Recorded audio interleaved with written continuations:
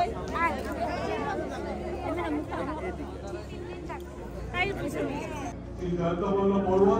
ওনাকেও মঞ্চে ডাকছি পরিপর্যবেক্ষণ করার জন্য। আমাদের মধ্যে উপস্থিত রয়েছেন কাছাড় জেলার মাননীয় সভাপতি শ্রী বিমলেন্দু রায়। বিমলেন্দু রায়ের সাথে আমাদের মধ্যে উপস্থিত রয়েছেন লক্ষ্মীপুরের মাননীয় বিধায়ক কৌশিক রায়, শিলচরের মাননীয় বিধায়ক শ্রী দীপায়ন চক্রবর্তী, শিলচরের মাননীয় সাংসদ শ্রী পরিমল শুক্লবৈদ্য মহাশয়, উদারবঙ্গের মাননীয় বিধায়ক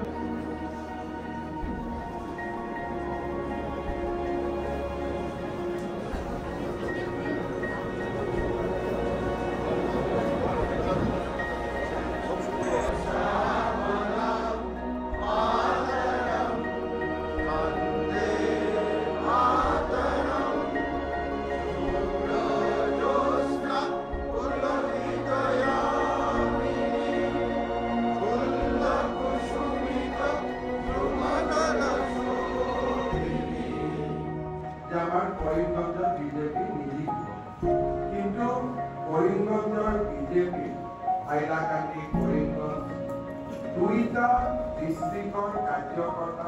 কিন্তু আজি ইলেকশন ৰিজাল্টে প্ৰমাণ কৰিলে যে বৰাক উপত্যকা আৰু অসমৰ ভালৰ কাৰণে বাবে সক্ষম হলো। আৰু মই বিশ্বাস কৰোঁ যে 2026 ইলেকশ্যনত